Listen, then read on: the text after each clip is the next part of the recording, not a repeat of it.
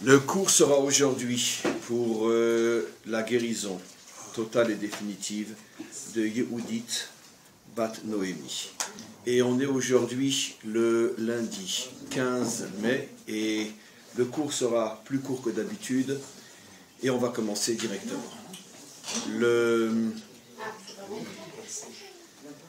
On sait qu'on est pour l'instant dans la période que l'on appelle la période du Homer, c'est-à-dire les 7 semaines qui séparent la fête de Pessah, la sortie d'Égypte, au don de la Torah, Shavuot. Techniquement, pourquoi ces 7 semaines? Parce qu'effectivement, se sont écoulées 7 semaines depuis le moment où on a mérité de sortir d'Égypte et au moment où on a reçu la Torah. La Torah a été donnée le 50e jour, on compte 49 jours, et la Torah est donnée le 50e jour. Alors, sans aller plus loin et sans faire encore le rapprochement avec notre parasha, Parashat Béhar, on sait déjà, pour ceux qui étudient un petit peu les choses en profondeur, que le chiffre 50 fait toujours allusion à quelque chose de très haut, à un dévoilement très très fort. Ce qu'on appelle dans la Kabbalah, hier c'était l'Ag Baomer, on a mérité d'avoir un dévoilement très fort dans le monde, la lumière de Rabbi Shimon Bar Yochai, le père et le maître des secrets de la Torah, celui qui nous a donné le Zohar, et qui a entraîné après de nombreux dévoilements, de nombreux commentaires, dont ceux du Ari HaKadosh que je cite souvent. Mais quoi qu'il en soit, dans le Zohar, on nous apprend que il y a ce qu'on appelle Chamishim Sha'arei Bina, les 50 portes de la Bina. Alors bien sûr, on ne va pas consacrer un cours à ces notions qui sont extrêmement profondes, mais pour l'expliquer très très vite, comme on le sait, la Bina est une lumière ou est une énergie, est une force qui contient des énergies, des forces qui sont complètement au-dessus de ce monde. Pourquoi? Parce que quand on compte les attributs divins depuis le bas vers le haut, la Bina est le 8e, en commençant par le bas. Le premier, la Malchut, au-dessus Yesod, au-dessus Od, au-dessus Netzar, au-dessus Tiferet, Gvura, Chesed, 7, et on arrive enfin à Bina Malchut. Alors qu'est-ce que cela signifie? Comme on le sait, notre monde a été créé en 7 jours, ce qui signifie, quand je dis ce qui signifie, vous comprenez bien que je résume, condense, c'est presque même honteux de dire ce qui signifie, parce qu'en même temps on n'explique rien. Mais on va très très vite. Ce qui signifie donc que le chiffre 7 contient l'ensemble des forces qui dirigent notre monde. Tandis qu'à partir du chiffre 8, il y a encore des chiffres au-dessus, il y a la Chokhma, qui est le chiffre 9, il y a Keter, qui est le chiffre 10, mais en tous les cas, à partir du chiffre 8, on rentre dans une dimension qui est complètement au-dessus de notre monde. Ça veut dire des forces que l'on n'a pas l'habitude de rencontrer, de côtoyer, de recevoir dans notre monde. Généralement, pour ceux qui y croient en tous les cas, l'espoir fait vivre, ceux qui croient aux miracles, on sait que les miracles proviennent de la 8e dimension, parce que notre monde ne peut pas produire un miracle. Il n'y a pas de force dans notre monde qui peut permettre à la mer de s'ouvrir.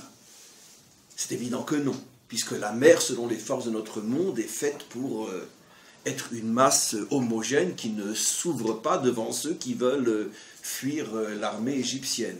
Pour que les eaux puissent s'ouvrir et qu'on puisse passer entre les eaux comme entre deux murailles, il faut forcément qu'agisse une force qui n'est pas connue dans ce monde, et cette force-là provient d'une dimension réelle. Si j'ai déjà souvent expliqué dans différents cours qu'en vérité, pourquoi je n'aime pas le mot miracle? Parce que le mot miracle fait toujours allusion à un concept métaphysique, surnaturel, religieux. Mais en vérité, un jour viendra où on comprendra d'une manière très très scientifique comment fonctionne un miracle. C'est-à-dire que c'est un déploiement, un dévoilement de force qui, parce qu'on ne connaît absolument pas l'origine et le fonctionnement aujourd'hui, on appelle ça miracle. Mais de la même manière que le maître du monde, donnons un exemple simple d'un des plus fabuleux miracles qui se déroule sous nos yeux tous les jours, et on ne s'émeut même plus, on considère ça comme tout à fait naturel, c'est la nature. La transformation d'une graine en enfant, c'est fou, c'est inimaginable. Comment d'une goutte peut sortir un être humain? si ça se passait en quelques fractions de secondes, tout le monde dirait oh! Mais comme d'abord on est habitué depuis des millénaires, et puis bon, et la transformation se fait doucement, etc. Alors bon, c'est naturel.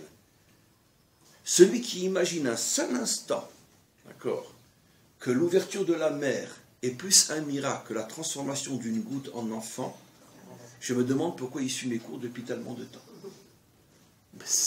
Pour moi, la transformation d'une goutte en enfant est un miracle des milliards de fois plus grand que l'ouverture de la mer.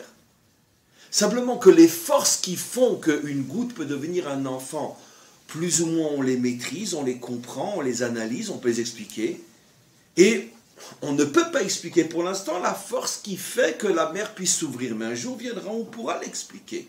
Ça ne veut pas dire que ce n'est pas Dieu, mais de la même manière que c'est Dieu aussi qui a mis dans ce monde une force qui permet la transformation d'une goutte en enfant. Un jour, on comprendra qu'il existe une dimension au-dessus de celle que l'on connaît aujourd'hui, appelée par les maîtres de la Kabbalah la dimension 8, qui contient, elle aussi, énormément de forces, qui de temps en temps, pour quelques minutes seulement, agissent dans notre monde, et puis après redisparaissent peut-être pendant des siècles ou des millénaires, car la mer ne s'est plus jamais ouverte depuis qu'elle s'est ouverte à ce moment-là. Et donc, dans le langage religieux, mais en vérité ignorant, on appelle ça un miracle. Mais ce n'est pas plus un miracle que tout ce que l'on vit sur Terre. Donc, quoi qu'il en soit, le chiffre 8 fait allusion à la Bina, qui est donc cette force qui contient des énergies capables de bouleverser, transformer, déstabiliser notre manière de vivre, notre manière de comprendre et d'analyser les choses de ce monde. Maintenant, cette Bina, expliquent nos grands maîtres, ceux qui expliquent le Sod, contient elle-même 50 sous-forces. Elle se divise, cette force, en 50 forces. Chamishim Sha'are Bina, je vais traduire par le sens, les 50 forces de la Bina. Et pour qu'il puisse y avoir la délivrance, il faut que s'ouvre la 50e porte. C'est-à-dire que pour que le monde soit transformé, parce que vous imaginez la délivrance, je veux dire encore une fois, un religieux, il ne perd rien à parler du Mashiach, puisque de toute façon, il ne comprend rien à ce que cela signifie. Et donc, dire des mots sans aucun engagement, sans aucune compréhension. Mais si on réfléchit un seul instant, un tout petit peu, Mashiach, délivrance. Comme je dis souvent, vous imaginez rien que la mafia mexicaine qui va accepter Mashiach. Non mais soyons sérieux. Rien que la mafia mexicaine. Non mais soyons sérieux. Vous savez les milliards qui sont en jeu, les milliards en noir qui sont en jeu. Mais je veux dire les premiers qui vont attaquer le Mashiach quand il va essayer de se dévoiler, ça va être la mafia mexicaine, la mafia colombienne. Non mais c'est sérieux, je pense que vous comprenez que je suis un homme très rationnel, très concret, très pragmatique. On arrête de nous saouler avec ces bêtises. Mashiach, il va venir, un coup de baguette magique. Mais vous croyez que la mafia mexicaine, elle va céder à des milliards de dollars par an parce qu'un taré va leur parler du bon Dieu? Non mais c'est impossible. Comment qu'on va remplacer leur raison de vivre? C'est impossible. Maintenant, sans aller jusqu'à la mafia mexicaine ou colombienne, tout simplement, les gouvernants, les dirigeants, les banquiers, tout ce qui est corrompu et pervers dans ce monde. L'obstacle à la délivrance n'est pas un problème religieux. D'abord, les grands chefs de la mafia mexicaine ont tous une grande croix ici. Comme tous les chefs de la mafia israélienne ont tous une grande kippa sur la tête. Une fois, j'ai fait une réflexion avec quelqu'un, j'ai dit c'est marrant. Tous les chefs de la mafia d'Amérique du Sud ont une grosse croix. Tous les chefs de la mafia israélienne ont une grosse kippa sur la tête. Qu'est-ce que je me suis dit comme conclusion? Pauvre bon Dieu. Pauvre bon Dieu. Vous avez vu, à chaque fois qu'on arrête un chef de la mafia en Israël, il y a une grosse kippa sur la tête. C'est incroyable. Qu'est-ce qui se cache derrière ça? À mon avis, le message qui se cache, c'est comme pour dire inconsciemment, parce qu'eux-mêmes ne sont même pas conscients pourquoi ils portent une croix ou une kippa. Qu'est-ce qu'ils sont en train de dire en vérité? Bon Dieu, reste dans le ciel et fous-nous la paix. C'est ce qu'ils sont en train de dire en vérité. Reste dans le ciel et fous-nous la paix. En tous les cas, bon, chacun interprétera comme il veut, mais en tout cas, la réalité, elle est comme ça. Mais quoi qu'il en soit, la 50e porte va bouleverser notre monde et va permettre au monde d'arriver à l'impensable que tout d'un coup, des hommes puissants qui ont des intérêts, mais inimaginables, à ce que justement le bon Dieu reste dans le ciel, puisqu'ils ont une croix ou une kippa sur la tête, donc ils croient au bon Dieu. Mais ce qui les dérange, c'est un bon Dieu sur terre. Et donc, quelque chose va se passer dans le monde qui va faire que finalement, ils vont céder, ils vont lâcher. Et la délivrance pourra commencer. Maintenant, cette 50e porte s'est ouverte un tout petit peu, juste le temps du don de la Torah, et nos maîtres nous expliquent que c'est la raison pour laquelle la fête de Shavuot a été donnée le 50e jour, pour faire allusion au fait que la Torah provient de cette 50e porte de la 8e dimension, c'est-à-dire une force dans la Torah qui est complètement cachée, qui a la capacité de changer le monde. D'une certaine manière, pour les crédules, d'accord, et je sais que ce que je vais dire va être très très difficile à comprendre, mais ce n'est pas de moi, Maïmonide le disait déjà il y a pratiquement 1000 ans, on voit que d'une certaine manière, oui, la Torah, d'une certaine manière, a commencé à agir dans le monde et à changer le monde, bien que quand on regarde le monde de trop près, on est aveuglé par l'ampleur de ce qui est encore mauvais. Mais si on regarde le monde de très haut, finalement, depuis le don de la Torah, le monde s'est quand même drôlement amélioré. Pas partout, etc., mais il s'est drôlement amélioré. Puisque d'une certaine manière, même le christianisme qui est sorti de la Torah s'est adressé à des païens qui étaient des barbares, qui étaient des cannibales, qui se mangeaient tout cru. Et le christianisme a quand même amené après liberté, égalité, fraternité, la tolérance, la civilisation occidentale, etc. Dites, le Rav est devenu fou, il dit toujours le contraire. Non, je ne dis pas le contraire. Je raisonne et je parle comme un juif, c'est-à-dire je sais qu'une chose est vraie, et on peut aussi trouver son contraire, mais les deux sont vrais. En ce sens que, quoi qu'il en soit, le monde s'est amélioré. Le monde n'est pas le monde d'avant. Le monde n'est pas le monde du paganisme, de l'idolâtrie. Même si c'est encore très théorique, on accepte, même officiellement, des notions de tolérance, de droit de l'homme, d'égalité, de liberté, de fraternité. Il y a des lois sociales. Tout ça, c'est venu grâce à quoi? Parce qu'il y a 4000 ans, la Torah était donnée sur le mont Sinaï. C'est clair, absolument clair. Parce que la Torah était la première à parler de libération. Et la notion de liberté inclut toutes les valeurs, même si c'est sur le plan uniquement théorique, pas encore vraiment pratique, mais toutes les valeurs qui, en tous les cas, nourrissent et influencent la philosophie occidentale, elle-même issue de la chrétienté, elle-même issue du judaïsme, etc., etc. Et je vais vous étonner en disant que même l'islam, d'une certaine manière, contient, même si dans la réalité c'est tellement affreux ce qu'on voit que on ne peut pas imaginer, mais même l'islam, dans le Coran théorique, contient énormément de préceptes de justice, de paix, d'amour, de tolérance. C'est fou, mais c'est vrai. C'est fou, mais c'est vrai. Même si dans les faits, aujourd'hui, l'islam est en grande partie entre les mains de fous furieux, et même si ça a peut-être été toujours comme ça, mais quoi qu'il en soit, le Coran lui-même ne parle pas uniquement que les juifs sont des cochons, parce que c'est marqué clairement dans le... Et puis après, il rajoute le Coran, et n'insultez pas les cochons. Mais c'est marqué... Ah, non, pas les cochons, des singes, pardon. Même si c'est marqué que les juifs sont des singes, malgré tout, le même Coran a d'énormes préceptes de justice, etc. Ne parlons que d'un précepte, même si encore une fois, il est tout à fait théorique, mais le Coran interdit l'usure, le prêt à intérêt. C'est un concept de justice, même si peu importe il est appliqué ou non, un concept de justice qui est en avance même sur le monde moderne, puisque le monde moderne, la finance moderne ne vit que sur l'usure et le prêt à intérêt. Mais la paracha de cette semaine en parle. Mais bien sûr. Non, mais évidemment, ce que je dis, que tout est issu du don de la Torah, justement. Bravo. C'est-à-dire qu'évidemment que tous ces principes qui sont dans le Coran n'étaient possibles que parce que déjà 2000 ans avant le Coran, la Torah avait été donnée. Donc d'une certaine manière, on voit qu'avec le temps, doucement, en faisant des détours, des fois qui se retournent contre la Torah elle-même, comme une partie du christianisme ou l'islam, n'en parlons pas, mais quoi qu'il en soit, la Torah fait son chemin. Ces grands principes de justice, par exemple, dans notre paracha, de ne pas prêter avec intérêt, dans notre paracha, comme on va en parler, le principe de liberté, etc., même si sur le terrain, on semble voir encore énormément tout le contraire, y compris à l'intérieur du peuple juif, car dans le peuple juif aussi il y a de l'usure, il y a des banquiers, il y a de la corruption, il y a de la mafia, il y a de la prostitution, etc. Mais quoi qu'il en soit, ça c'est si tu regardes de trop près. Mais si tu regardes de haut, tu t'aperçois que globalement, malgré tout, depuis le don de la Torah, le monde change. Parce que la Torah a été donnée le 50e jour après la sortie d'Égypte, et la Torah contient cette 50e porte de la Bina qui permet au monde de changer.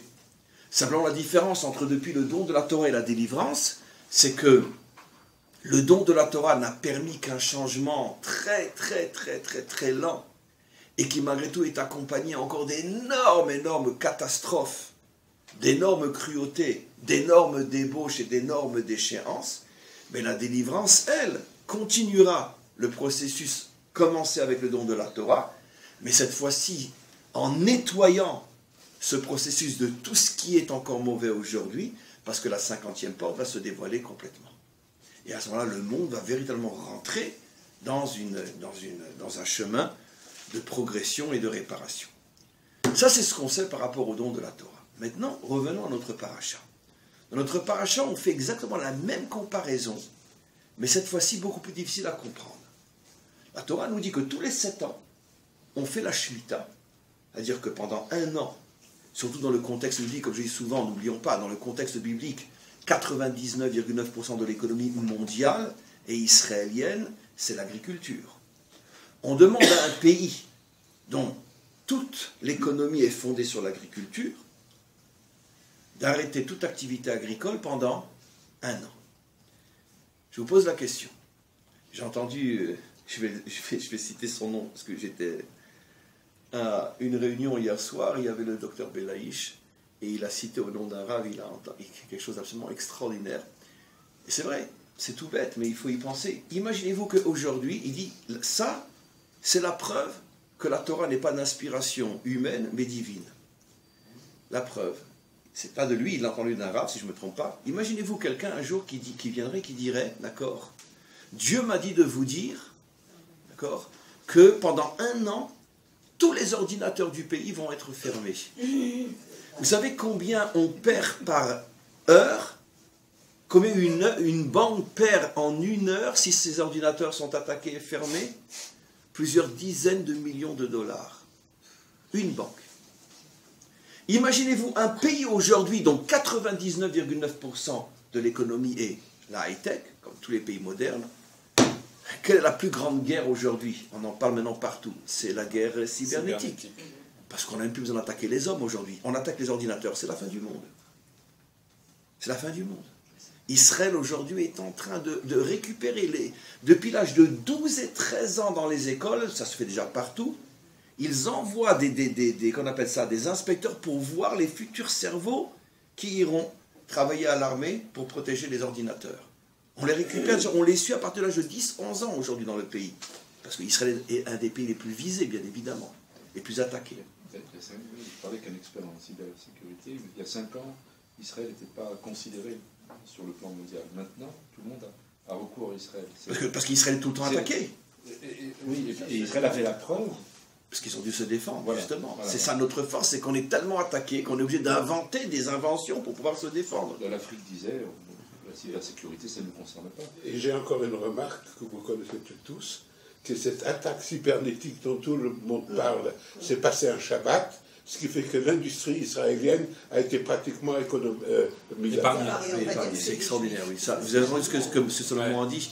Le miracle, c'est qu'ils nous ont attaqués un Shabbat quand les industries d'État étaient fermées. Donc les ordinateurs ne fonctionnaient pas. Et vous savez qu'on a eu déjà ce miracle-là quand on a eu ce miracle, qu'ils ont cru qu'ils ont choisi une date qui allait être fatale, qui nous a sauvés, la guerre de Kippour. Toutes les routes étaient vides, donc les tanks ont pu arriver. Imaginez-vous, et c'est pas long, mais imaginez-vous qu'ils nous attaqueraient en semaine. Ils nous attaquaient le jour de Kippour, toutes les routes étaient vides. Donc en quelques heures, on a pu arriver au lieu de plusieurs jours. Et là-bas, ils attaquent un Shabbat. Donc revenons maintenant. Imaginez-vous, donc hier le docteur Belaïch disait, imaginez-vous que quelqu'un vienne et dise, voilà, je suis l'envoyé de Dieu, tout le pays doit fermer ses ordinateurs, interdit de les ouvrir pendant 1 an. qu'est-ce que va répondre même le plus croyant, le plus honnête, le plus sincère des hommes? Il dit, mais attends, tu veux nous ramener à l'âge de la préhistoire, à l'âge des cavernes? Comment tu peux imaginer qu'un pays puisse fermer ses ordinateurs pendant 1 an? Parce que quand on parle d'agriculture, bah, c'est Alice au Pays des Merveilles, on s'en fout, ça ne nous concerne pas. Mais si on transpose à aujourd'hui, on dit, mais attends, mais c'est pas possible, c'est pas possible.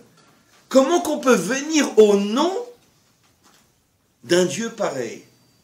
Et donc, il rapportait hier dans le cours que justement, c'est donc la preuve que les Juifs étaient persuadés que Moshe ne parlait pas en son nom, parce que si on l'avait persuadé de parler, si on avait le moindre doute qu'il parlait en son nom, mais il se serait fait lapider, lyncher tout de suite. Il dit, mais t'es un malade mental, t'es un fou furieux, maintenant on a la preuve que t'es un escroc. Parce qu'aujourd'hui, quelqu'un qui viendrait au nom de Dieu dire une chose pareille, tout de suite, on va dire que c'est un escroc, c'est un débile, c'est un gourou, c'est un fou. Et Israël a accepté. C'est vrai que ça a été très très dur, mais pendant, malgré tout, de très très très nombreuses décennies, Israël a accompli cette loi. Je vous signale que jusqu'à aujourd'hui encore, il y a de très très nombreux kibbutzim, mais communautés agricoles qui respectent la Shemitah tous les 7 ans ici. Et de plus en plus, c'est très très difficile, mais en tous les cas, voilà. Donc qu'est-ce que nous dit la Torah? On va doucement. Donc, vous comptez 7 ans. 7 ans. La 7e année, vous arrêtez toute activité. Je juste fais une parenthèse pour comprendre un petit peu la difficulté incroyable de cette folie-là. Vous comptez après 7 fois, c'est-à-dire 7 semaines de 7 ans, 49 semaines. Vous comptez 49 semaines, 49 jours, sauf que entre Pessah et Shavuot, on compte 49 jours. Là, le jour est remplacé par l'année. On compte 49 années. Et on arrive à la 50e année, qui est le Yovel. Et ce jour-là, la Torah dit, on sonne du chauffard, et c'est la Géoula, le mot est utilisé par la Torah, la Géoula, la fameuse délivrance, dont on parle tous sans savoir de quoi on parle. Il y aura la Géoula pour la terre, en ce sens que Tiye Géoulat Haaretz, la terre sera libérée. Ki l'Hashem Haaretz, parce que la terre appartient à Hachem. Alors on va aller doucement et vous allez comprendre ce secret absolument incroyable qui est caché ici. D'abord, première question, pourquoi cette analogie? Comment se fait-il que la Torah dise que les 49 années qui séparent la Shemitah du Yovel, on essaye de créer un modèle qui correspond en toute pièce à la sortie d'Égypte et au don de la Torah. Simplement qu'encore une fois que les jours sont remplacés par des années. Mais il est clair qu'on essaye de copier le même modèle. Sauf que là, le 50e jour ou la 50e année, c'est pas Shavuot, ça tombe le jour de Kippour de la 50e année. Mais c'est le même concept. C'est la dimension 50. Et qu'est-ce que dit la Torah encore une fois à plusieurs reprises? Ça sera Géoulat Haaretz, Géoulat Haaretz, Géoulat Haaretz. J'ai 2 questions. Première question la plus simple. Ça veut dire délivrer la terre. La terre a besoin d'être délivrée. Pourquoi on appelle tout ce phénomène-là, de la 7e année jusqu'à la 50e année, le processus de Géoulat Haaretz? En quoi on libère la terre? Les pierres sont prisonnières, le sable est prisonnier, un champ est prisonnier. Première question. Deuxième question qui est le complément de la première. Je peux comprendre qu'en sortant d'Égypte, on a libéré un peuple qui était esclave. Je peux comprendre que le 50e jour, on lui a donné la Torah, comme j'ai expliqué dans l'introduction, qui est une force qui petit à petit va changer le monde. Très bien. Mais là, la correspondance avec Pessah serait la 7e année où on ne travaille pas la terre. En quoi le fait de ne pas travailler la terre correspond à la sortie d'Égypte qui est la libération d'un peuple. Et la Torah appelle ça Géoulat Haaretz. Ça veut dire que la Torah fait une comparaison de la même manière qu'un peuple a été libéré de l'esclavage et est sorti d'Égypte. De la même manière, quand tu arrêtes la 7e année de travailler, tu libères la terre. Quoi? La terre est esclave de qui? Esclave de quoi? Après, de la même manière que tu comptes 49 jours pour recevoir la Torah, de la même manière, tu vas maintenant compter 49 années pour arriver au Yovel, qui est le grand jour, Vekarata Dror, Bechol Haaretz, tu libéreras tout ce qui était prisonnier sur terre. Entre autres, une des lois, c'est que chaque personne qui avait vendu une terre, qui était le patrimoine familial, la 50e année, récupère sa terre. Entre autres. Mais la terre est libérée. Quel est le lien? Quel est le rapport? En quoi, encore une fois, le fait d'arrêter de travailler la 7e année ressemble à la sortie d'Égypte? En quoi c'est une libération? En quoi c'est une Géoula? Et bien là, la Torah nous révèle justement quelque chose d'absolument incroyable. Comme toujours, comme je l'explique, la force de la Torah, c'est de nous expliquer les choses à la racine, au shoresh. La Torah remonte à la racine du problème. Qu'est-ce que fait un être humain depuis qu'il commence à exister? Qu'est-ce qu'il fait? Recevoir, prendre, utiliser tout ce qui est autour de lui à des fins personnelles pour se construire lui-même. Ça commence à partir de quand? Depuis qu'il est dans le ventre de sa mère. Il prend des forces, des énergies, du fer, du calcium, des vitamines, qui se trouvent où? Dans sa mère. Il prend. Et comme ça, il se construit. Il sort du ventre de sa mère, tout de suite, qu'est-ce qu'on fait? On le met sur le sein de sa mère, et il continue à apprendre. Sa mère est finalement sa terre. D'ailleurs, on dit la mère patrie. Avec les Anglais disent Vaterland, mais peu importe. On a déjà parlé de ça. La mère patrie. Et donc, il prend. Et puis après, même s'il est plus en train de téter, il prend l'argent de ses parents, il prend le temps de ses parents, il prend les nuits de sa mère. Il prend.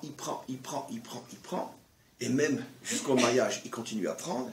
Et même après le mariage, il continue à prendre. Il prend. Très bien. Et quand ses parents sont tellement usés qu'ils ne peuvent plus rien prendre chez eux, ben, il continue maintenant à prendre au monde. Il travaille pour prendre de l'argent. S'il a une entreprise, il a des travailleurs qu'il use pour prendre leur temps, leur force, leur capacité pour grimper. C'est-à-dire que pour lui, c'est quoi le monde qui l'entoure? Je prends.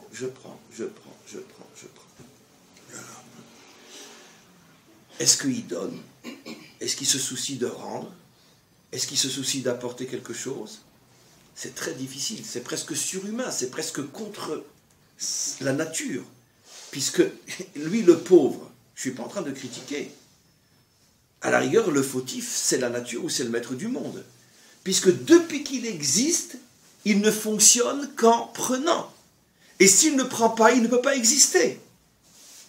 Et s'il y a une famine, vous savez qu'il y a une loi qui nous dit qu'en période de famine, il est interdit de... Enfin, on essaye de se protéger de ne pas... que la maman ne tombe pas enceinte. Pourquoi? Parce que l'enfant... ou lui va mourir, ou c'est la mère qui va mourir, parce que le peu d'énergie qu'elle a, l'enfant va lui prendre, de toute façon il va mourir dans le ventre, et puis de toute façon la mère aussi. Donc, de toute façon, le monde a été créé sur le principe de prendre. C'est normal que même l'enfant adulte va continuer à vivre, quand il va travailler, va continuer à vivre avec l'esprit de prendre. On connaît tous l'histoire idiote de celui qui est en train de manger un steak dans sa assiette. Il dit, oh, alors qu'est-ce que j'aime cette viande. Drôle manière d'aimer, la pauvre vache, qu'est-ce qu'on lui a fait pour qu'elle soit dans ton assiette. D'accord? Mais quand après il dit à sa femme ou à sa copine avant, je t'aime, en vérité c'est exactement la même chose que le morceau de viande dans l'assiette. D'accord? T'es bonne à manger. Qu'est-ce que je te donne? Quand il n'y aura plus rien à bouffer, on change de steak. Et c'est ce qui se passe dans un couple. Pourquoi dans un couple, au bout de quelques mois, quelques années, il y en a qui vivent 2, 3, 4 ans, je veux dire jusqu'à ce qu'ils arrivent à terminer le steak de l'assiette. Mais tôt ou tard, il n'y a plus de steak dans l'assiette. Et qu'est-ce qu'on fait après? Eh bien, on cherche d'autres steaks. Évidemment. Pourquoi? Parce que je ne peux pas rester avec une assiette vide. Et toi je t'ai usé, tu n'as plus rien à me donner. T'es usé. Même si tu n'as encore que 30 ans ou 35 ans. Mais tout ce que je pouvais prendre, je l'ai pris. Mais est-ce que l'homme est responsable de vivre comme ça? Je ne suis pas sûr. Je pense que c'est inscrit dans son ADN. Parce que depuis qu'il a la conscience d'exister, il ne peut vivre qu'en prenant. Maintenant, quand on vient et on dit à un homme, donne, à la rigueur, s'il va donner, c'est à condition qu'il puisse recevoir. À la rigueur, je suis prêt à donner, mais qu'est-ce que je reçois? Qu'est-ce que je reçois en échange? Nos maîtres nous ont expliqué, et la réalité, pour tout celui qui essaye le prouve, rien n'est plus surhumain que de donner réellement. C'est pourquoi? Parce que tu donnes réellement, ne t'attends rien en retour. Parce que tu ne peux pas recevoir de retour, c'est impossible. Tu ne peux pas recevoir en retour. Je vais vous donner un exemple. Très honteux, très pédant, mais c'est pas grave. D'accord ? Vous savez que je pourrais être multimillionnaire aujourd'hui. Si chaque personne qui est sur mon site me donnait 1 euro par mois, 1 euro par mois, 350 000 entrées par mois, 350 000 euros par mois, 1 euro par mois, 1 euro par mois. Vous imaginez? Mais non, mais l'homme ne sait que prendre. Ah, je suis tous les jours sur votre site, monsieur le rabbin. Tous les jours, j'écoute vos cours. Je ne peux plus vivre sans. Et moi, j'attends qu'il termine la phrase. Qu'est-ce que je me régale? Et quand il dit qu'est-ce que je me régale, j'ai tout compris. Tu bouffes. Le beefsteak. Voilà. Ah, qu'est-ce que je me régale? Ça, c'est la phrase que j'adore. Je suis tous les jours sur votre site, monsieur le rabbin, mais qu'est-ce que je me régale? Ça fait des années que je me régale avec vos enseignements. Mais qu'est-ce que tu donnes? Rien. Rien. Je mange, je bouffe. Mais ça, c'est toute la vie, c'est comme ça. Une femme est bouffée par son mari, un homme est bouffé par sa femme, les parents sont bouffés par les enfants. Les enfants se bouffent entre eux. Les dirigeants bouffent le peuple se bouffe l'un les autres. Tout le monde ne fait que prendre, que prendre. C'est comme ça que ça fonctionne. Maintenant, quelle est la première chose dans ce monde qui est le plus pris? Je prends. C'est la terre. Puisque même ma mère, pour que je puisse lui prendre toutes ses énergies, il faut qu'elle puisse manger. Et d'où elle mange, ma mère? De la terre. Du pain qu'elle mange, des fruits qu'elle mange. Et même si elle mange de la viande, ma mère, elle mange une viande qui n'a pu exister que parce qu'elle-même, une vache ne mange pas de viande. Elle mange de la terre, enfin, elle produit de la terre. C'est qu'au final, le monde entier mange la terre. Quelle est la chose qui donne le plus et qui n'a pratiquement aucun retour? La terre. Qu'est-ce qu'on peut donner à la terre, dites-moi? Qu'est-ce qu'on peut lui donner en retour? Comment? De l'eau? Non, puisqu'on donne de l'eau pour recevoir. Mais non. D'accord. Alors justement, des engrais, mais c'est pour recevoir, c'est pas donner. J'ai expliqué que, justement, c'est ce que j'ai expliqué que donner pour recevoir, c'est pas. Ouais. Je vais être très grossier, très vulgaire. Mais si un homme, d'accord, sans que sa femme commence à s'user, et lui dit, ma chérie, va de temps en temps faire du sport, va au studio 6, ça s'appelle, reste belle parce que je vais vite plus rien ressentir. En vérité, il lui donne du temps, il est prêt à payer uniquement pourquoi? Pour continuer à avoir envie d'elle. Et elle est toute contente, cette idiote, elle croit que quoi? Oh, mon mari me donne du temps, il me donne de l'argent, etc. Mais si tu savais, ma pauvre chérie, si tu savais. Mais non. Il a envie que ça dure encore quelque temps, c'est tout. Mais quand malgré tout ce que tu vas faire pour rester jeune, ben, tu commenceras à avoir des rides, il y a plus jeune que toi. C'est terrible. C'est comme ça que ça fonctionne. Donc ça, c'est pas donné. Non, quand je donne de l'eau à la terre pour qu'elle me donne, c'est pas donné. Quand aujourd'hui, il y a toutes les grandes réunions internationales pour préserver la terre à cause de la pollution, etc. Mais vous pensez que c'est pour la terre? Mais c'est parce qu'on a encore envie de vivre encore quelques décennies ou quelques siècles. Mais personne ne se pose la question, mais la terre, qu'est-ce qu'on pourrait lui donner, la terre? Ça fait d'après ceux qui y croient ou qui ne croient pas, ça fait des centaines de milliers d'années, d'après les scientifiques, des millions d'années que la terre donne. Bon, nous, on dit quand même, ça fait quand même combien? 5760 très bien. Bon, c'est quand même beaucoup. Même 5700, c'est quand même beaucoup. Mais qu'est-ce qu'on donne, nous, à la terre? On ne se pose même pas la question. Elle est là uniquement pour donner. Mais vous comprenez maintenant pourquoi les hommes sont tellement égoïstes, sont tellement méchants, sont tellement cruels, sont tellement jaloux, sont tellement infidèles, sont tellement traîtres. Et parce qu'ils vivent dans un monde où on peut tout prendre et on ne donne rien. Sortez les mouchoirs blancs, mes amis. Parce que là, vraiment, je vais dire avec beaucoup, beaucoup d'émotion. Et je vous promets que j'ai envie de pleurer. Quelle Torah! Quelle Torah! Quelle Torah! Le maître du monde, il vient, il nous dit, écoutez, vous savez quoi? Une fois tous les 7 ans, vous allez donner. Vous allez arrêter de prendre. Vous allez vivre avec la terre pour elle. Vous allez lui foutre la paix.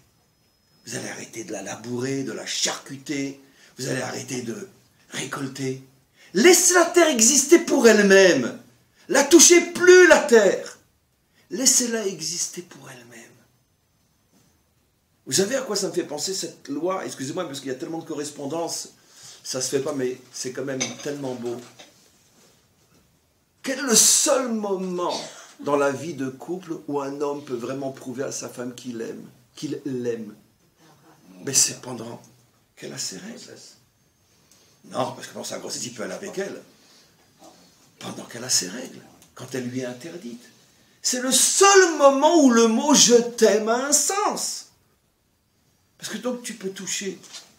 C'est pas elle que t'aimes, c'est toi que tu t'aimes. Le seul moment où je t'aime, mon amour, tu es toute ma vie a un sens, c'est quand tu ne peux pas la toucher. Et tu sais quand ça a encore plus de sens, quand elle a des complications. Et qu'au lieu de durer 8 ou 9 jours, ça dure des fois 15 jours ou 3 semaines. Alors là, le bon ami devient fou. Comment il va lui dire qu'il l'aime? Parce que ça existe des femmes qui ont des complications. Surtout après une grossesse ou je ne sais quoi. Surtout après un accouchement, je veux dire. Pendant 3 semaines, tu ne peux plus la toucher. Oh, tu rentres, tu es vraiment énervé. Alors, mon chéri, tu as passé une bonne journée. Quoi, tu me dis pas que tu m'aimes? Ouais, je t'aime. C'est dur, 3 semaines. Donc, tu m'as jamais aimé, mon mari. Parce que je ne peux pas exister indépendamment que dans ta chambre. C'est impossible. C'est ça l'amour. Aimer l'autre pour ce qu'il est, sans en profiter. C'est ça l'amour.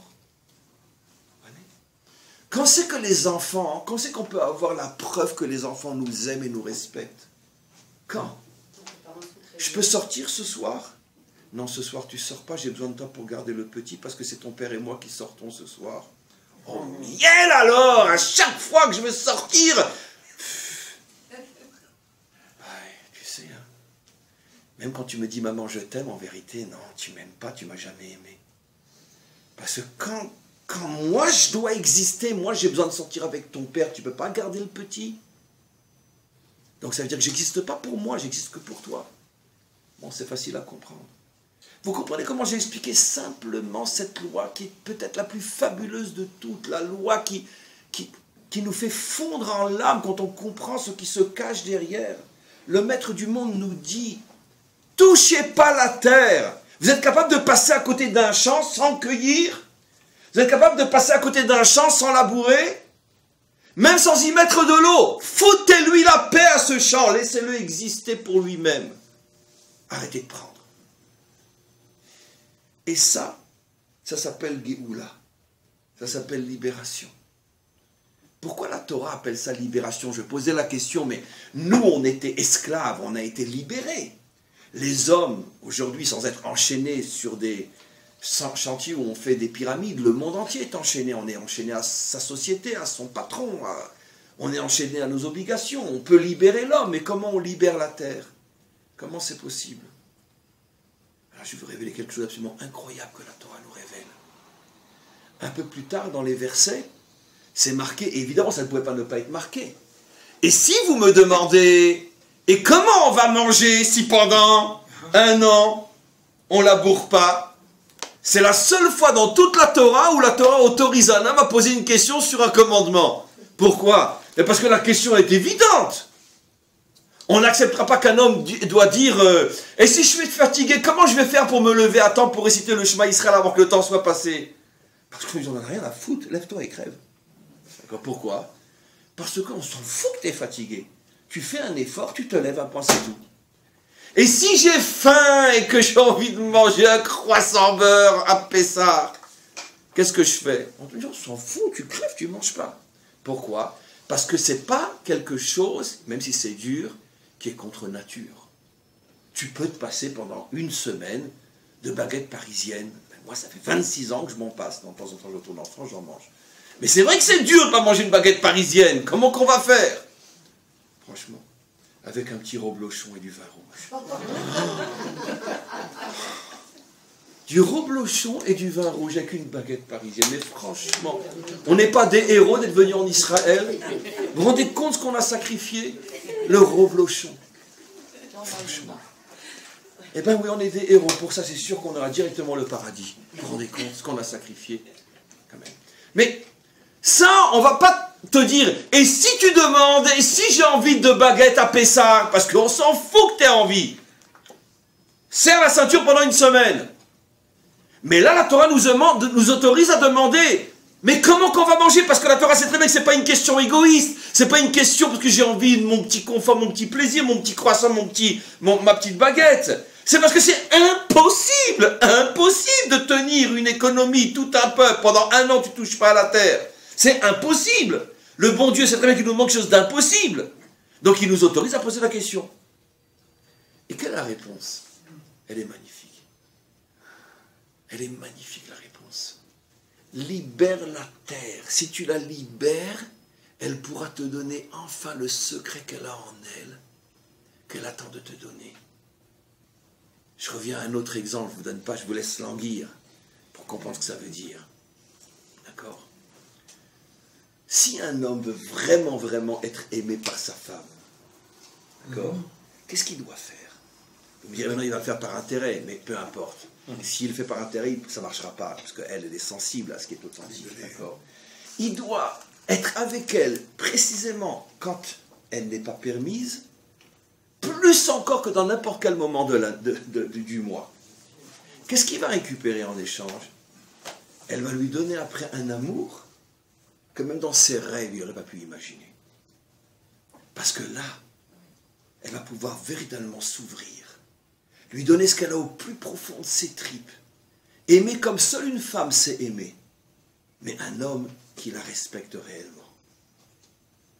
Et tout d'un coup, il va découvrir que tant qu'il avait un rapport égoïste avec elle, donnant, ben finalement, il avait un corps qui aime. Mais là, maintenant, il va découvrir un corps à l'intérieur duquel il y a une âme qui aime, et ça devient infini.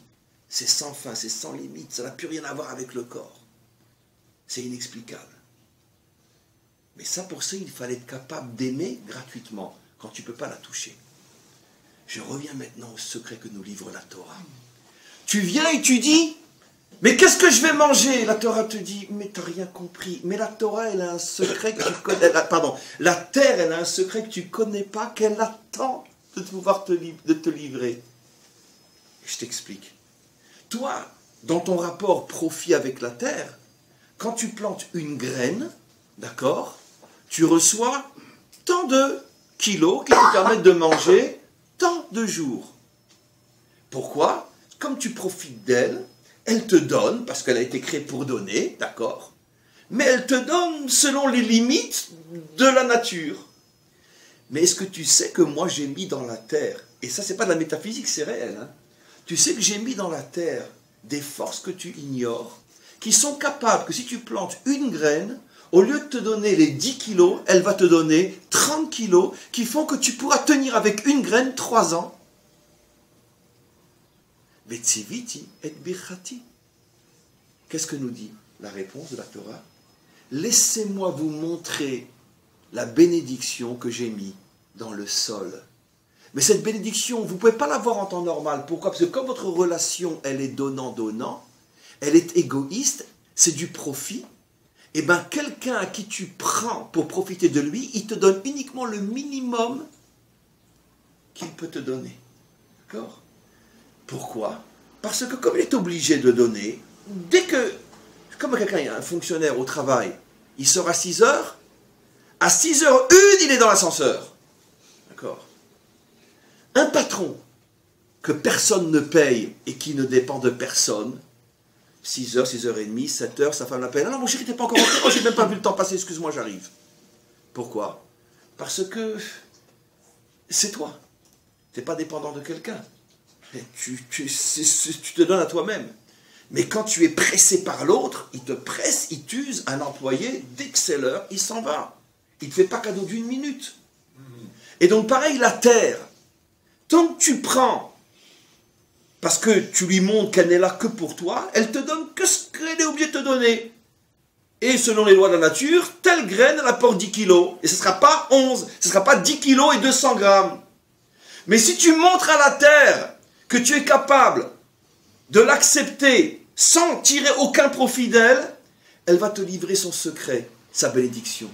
Et la 6e année, tu seras capable d'avoir une récolte qui te tiendra la 6e, la 7e et la 8e. La 8e, tu recommences à labourer, et donc tu as à nouveau ta récolte pour la 9e, et tu n'as rien perdu. Ça veut dire, qu'est-ce que nous apprend la Torah? C'est ça la Géoula. Je répète ce que je dis. Nous, on pensait que la délivrance, c'est seulement la délivrance des hommes, aliénés, oppressés.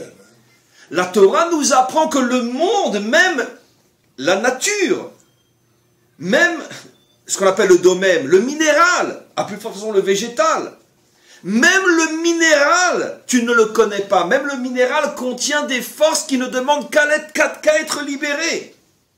Et le principe fondamental que nous apprend la Torah, c'est que l'exil est la conséquence directe d'une vie qui n'est fondée que sur le profit. Et donc tout se ferme. Et tu ne reçois plus rien. Prenons même l'exil dans le sens réel du terme. Là, quand j'ai exil, je parle d'exil un peu plus général, l'exil mental. Tout le monde est en exil. Mais même l'exil géographique, on a cessé d'exister en exil. On a continué à exister en exil. Mais on a continué à exister avec le strict minimum pour ne pas disparaître. C'est-à-dire que tout le monde est conscient qu'en exil, notre peuple n'a vécu qu'avec 10%, 5% du potentiel des forces qu'il a. La preuve, aujourd'hui, revenu sur notre terre, on voit que tout d'un coup, des forces inimaginables se dévoilent en nous, qu'on ignorait, qu'on ne savait même pas. Est-ce que vous pensez qu'à l'époque du Moyen-Âge, à l'époque de la Renaissance, même il y a encore 300 ans, un juif d'Ukraine ou de Maroc pouvait imaginer qu'en quelques années, il exporterait de la technologie agricole dans le monde entier? On ne savait même pas planter une tomate, puisqu'on nous interdisait de toute façon tous travaux liés à la terre. On pouvait imaginer. Un juif sait planter une tomate. Un juif, il sait que prêter de l'argent avec intérêt, puisqu'on les avait obligés à ne faire que ça pour pouvoir les humilier. Bien sûr. Donc un juif, c'est un usurier. Il sait planter des tomates. Un juif sait se battre. Un juif sait se battre. Mais quand arrive un cosaque, il s'enfuit. Un juif sait se battre. On aurait pensé que quelques décennies après, tous les instructeurs du monde entier viennent s'entraîner et passent des cours de Krav Maga ici en Israël. Les instructeurs du monde entier. On aurait imaginé. C'est-à-dire qu'il y avait des tas de forces qui étaient cachées à l'intérieur de nous qu'on avait complètement oubliées. Pourquoi? Parce qu'on vivait en exil. Et en exil, tout se ferme. Et il ne reste que le strict minimum. Mais ce que je donne comme exemple pour le peuple juif est vrai pour l'humanité tout entière. L'humanité n'est même pas consciente des forces qui se cachent à l'intérieur même du minéral. Parlons même pas de l'humain. Mes amis, vous savez très bien, je ne suis pas du tout métaphysique et pas du tout spirituel, je suis très pragmatique et très matérialiste, dans le bon sens du terme. Donc, on ne m'endort pas avec des fables. Mais pourtant, je crois en la vie éternelle. Pas parce que je suis un religieux bête et idiot, mais parce que scientifiquement parlant, c'est possible la vie éternelle. Pourquoi? Mais est-ce qu'on sait toutes les forces qui se cachent en nous? Peut-être qu'aujourd'hui, on n'utilise que 0,001% des forces de vie qui sont en nous. Peut-être qu'un jour, on va s'apercevoir qu'on a des forces inouïes qui se trouvent en nous, qui vont permettre de faire battre notre cœur et notre cerveau et nous garder jeunes pendant peut-être 200, 300, 400, 1000 ans, 2000 ans. Peut-être que ça va aller en augmentant. Peut-être que la vie éternelle, c'est peut-être pour dans des milliards d'années. Mais on tend vers ça.